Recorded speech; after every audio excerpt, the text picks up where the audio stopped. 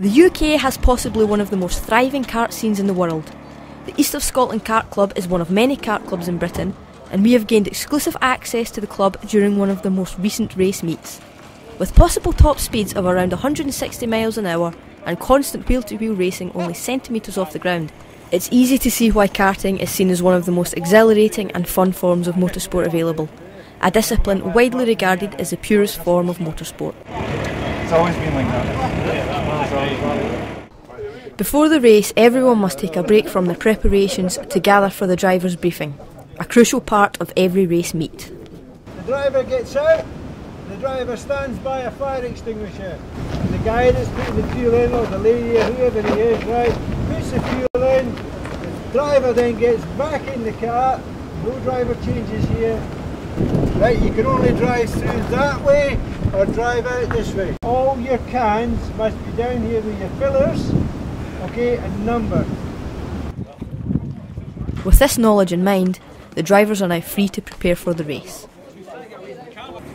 They must ensure their karts are in perfect working order. It's a wee bit heavy. You've got thingies here, grips. Pedal grips. I don't know what's on them like, but a wee bit. Race preparation is key for every driver. Whilst every driver prepares differently for a race, they all share the same goal: winning. I make sure that the cart's up to scratch. I make sure that it's all cleaned up. Make sure that the car's been cleaned out. Before the race, we just kind of get the kart ready more than me. It's more about keeping it clean and keeping it greased and oiled and that to make sure it's running right. And in terms of me, just drink a couple of bottles of water in the morning beforehand because you sweat quite a lot during the race. So. Make sure that I've eaten well the night before. Make sure that I've had a good night's sleep. Probably just get an early night and make sure you get to the track on time. There's not too much involved apart from just looking after yourself and trying to keep the weight down.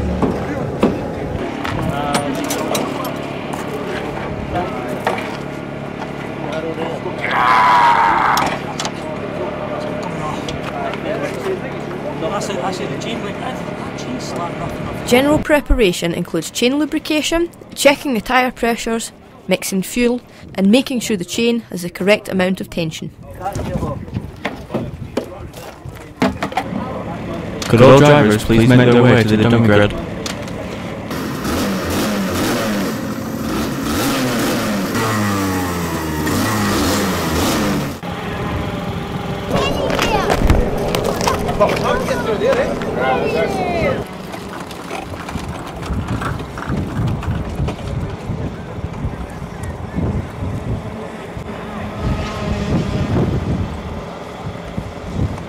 With the race about to start, the time for preparations is over. As the adrenaline starts to build and tension around the paddock rises, it's finally time to go racing.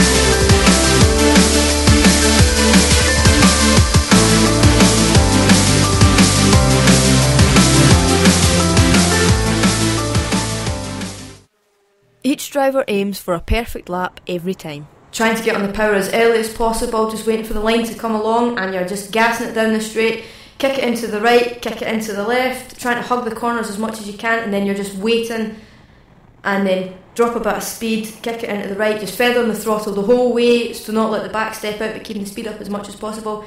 Down this back straight, you're just waiting for your braking point, waiting, kit it, get into the right, bring it out to the left. You're just waiting again to brake, jumping back on the brakes, hitting both your apexes on the left hander. Up at this right one, you want to miss the first apex, hit the second apex and just bring it out to the outside.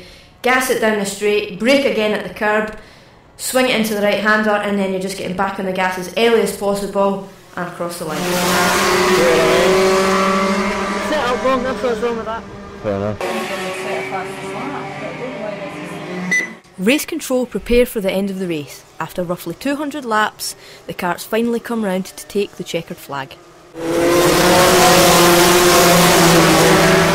After 200 laps, Scott Beattie takes the checkered flag to finish first in the 100-mile challenge. He completes the endurance race solo.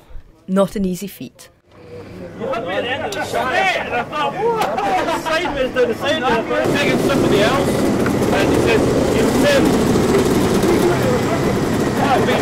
alright, cheers, and you drifted up the inside, by the time he turned back, he looked back.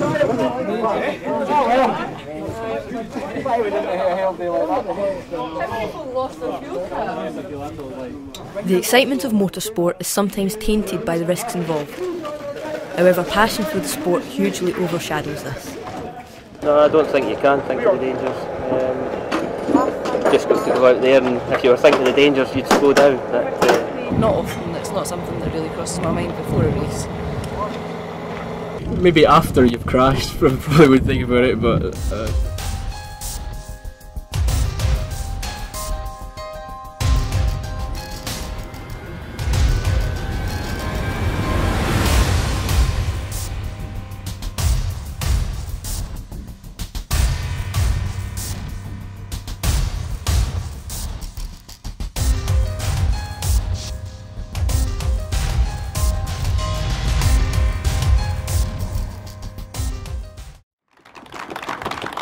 Today Scott has achieved the ultimate goal in racing, and that is to win.